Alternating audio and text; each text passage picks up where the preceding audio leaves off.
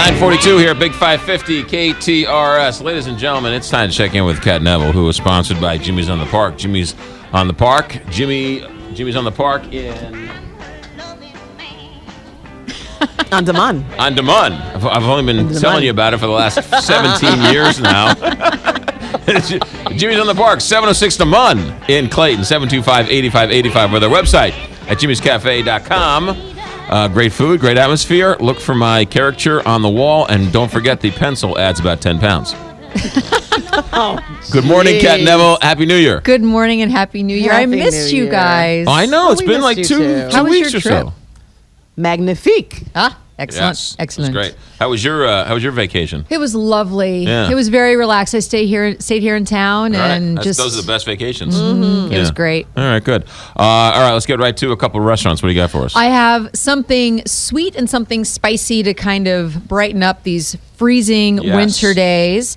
So we'll start with the spicy because you should always save dessert for last, right? Right. Okay. So there is a new Mexican restaurant in Clayton called Cantina Laredo, and it is just right in the middle of downtown, and it is actually kind of a mini chain, essentially. There are some other locations. And it's in the same building, the Centene Center. It's in the same building as Pastaria and Niche and the new Cacao and all that kind of good stuff. And so it's a really attractive space. It's very modern feeling when you walk in.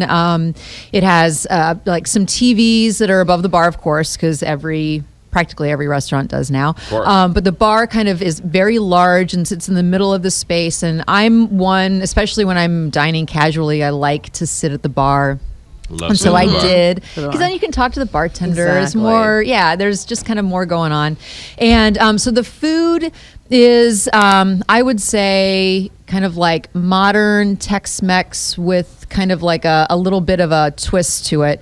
Lots of tacos and enchiladas. But for example, in their version of a chili relleno, which is obviously the stuffed pepper, they wrap kind of like skirt steak around it. And kind of grill that off. And so they kind of have taken recognizable our idea of Mexican food and given it a little bit of a twist.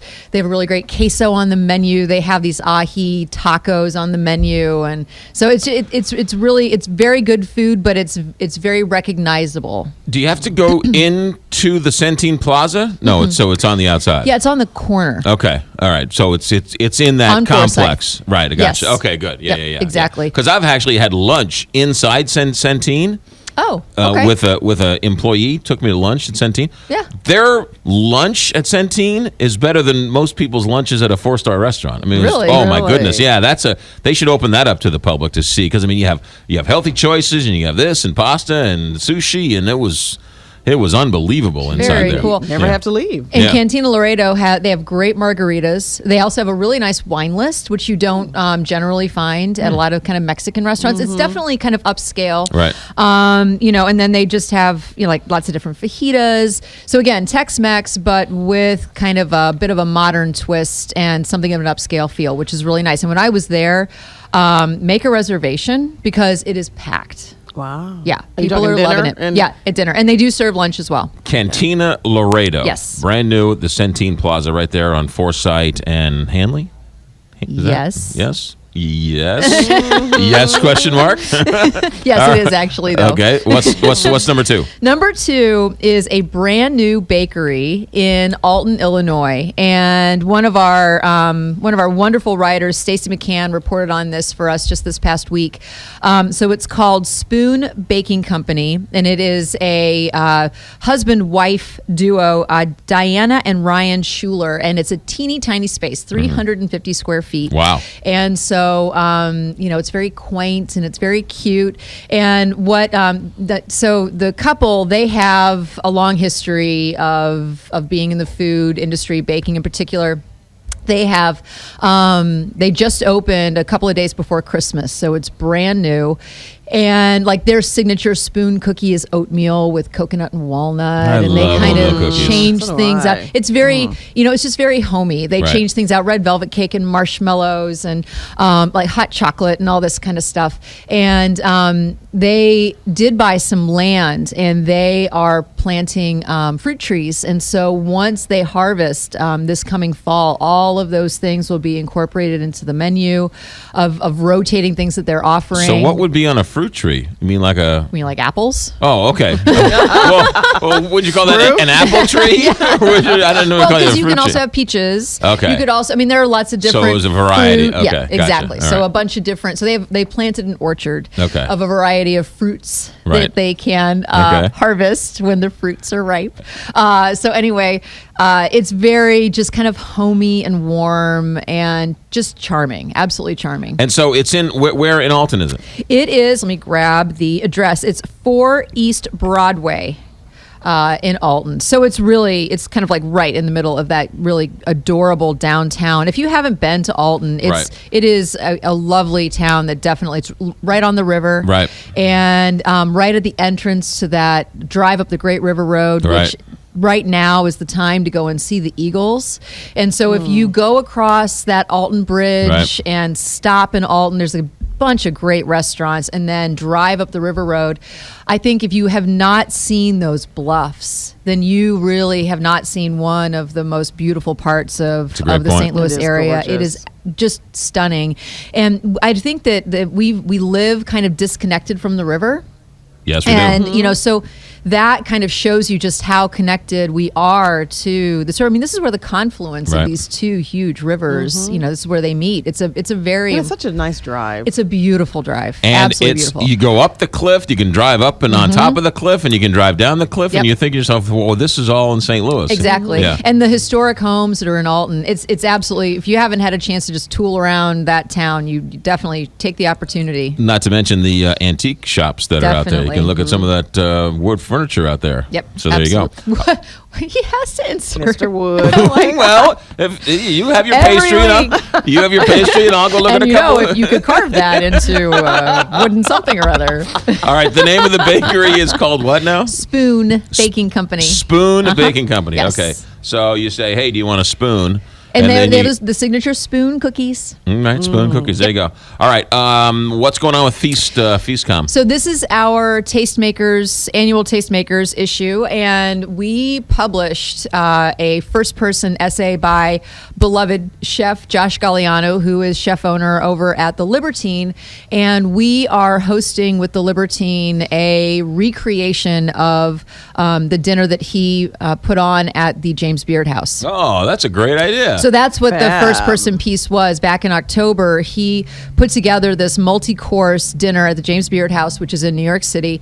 And it was, the menu was designed as a tour of the mighty Mississippi, because he's from New Orleans, Louisiana. right. And so there's this culinary connection of all of these, speaking of the river, of all of these places up and down the Mississippi River. And so obviously the dinner was created in October. Josh cooks very seasonally with local ingredients, so it's not going to be exact. Right. But on Monday, January 26th, it's very limited seating. And so if you go to feastmagazine.com, you can see the entire menu, and it's going to be paired with Schlafly beer and perennial beer and wines from Chalmette.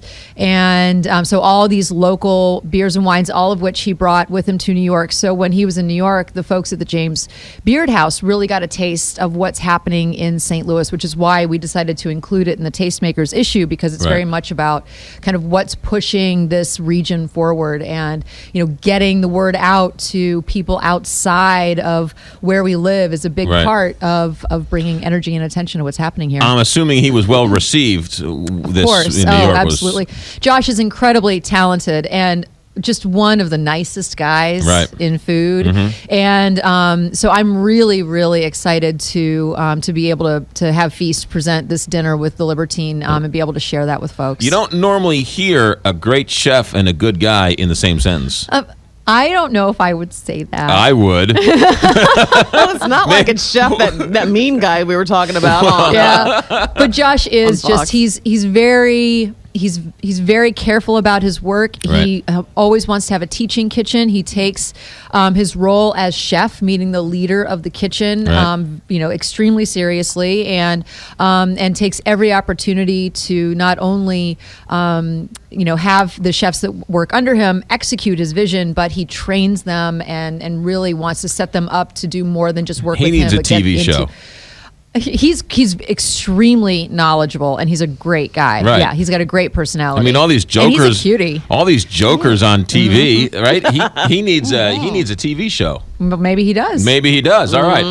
We put him on Feast TV. Did you see last night? I was watching. We were talking about this earlier. I was watching one of those crazy cooking shows, and they had the kids. Did you see the one with the kids? Oh, is that not the? Oh gosh, Master what's Chef that one? Kids Yeah, edition or something? I've seen a couple episodes. I love that. Oh my goodness, I love it. They are adorable. Because kids, I don't know. It's so fun. I don't watch a ton of those cooking competition shows, but I love that creative process, and especially when you get kids in the mix, they have adults bring so much baggage to things, and kids just have a completely different sense of creativity and how to approach, and a sense of humor and playfulness, and I love that stuff. And how food and good food is becoming so important with kids. It's not just chicken strips and hot dogs. No, thank anymore. goodness. Right, and right.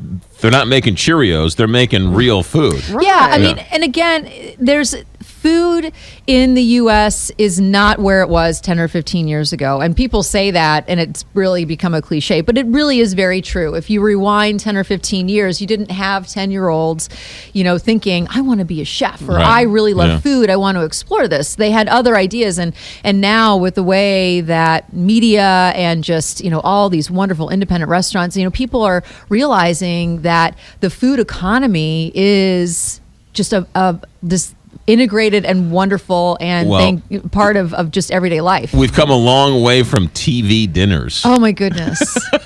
Do you remember tasted those? like tin. And the aluminum foil. Yes. That's because you didn't take the aluminum foil the off of it. Swanson things, and you'd have your Salisbury steak with the mashed potatoes and then you'd have one. those mixed peas. And whatever that pie was, whatever that, like that cherry stuff with like that goop. Oh, awful. Can you imagine? Come on, honey, let's have some dinner. And that used to be like a that was highfalutin. Well, yeah, because think about it. When the television, there was one TV in the home, and when you gathered around that, it was a big deal, and you could sit and have your TV dinner on your TV trays. It really, that was in the 60s, 70s. And you're watching Laughing? Yeah, well, yeah. TV dinners. All right, Kat Neville. Feastmagazine.com. That's FeastMagazine.com for all the information. Feast TV, you can find out when it's on there. Also, you can subscribe to Feast Magazine by going to Feast Magazine, feastmagazine.com. Yes. Feastmagazine.com. Exactly right. Happy New Year. Good to see you. Thank you. Good to see you too. 8:55, Big 5.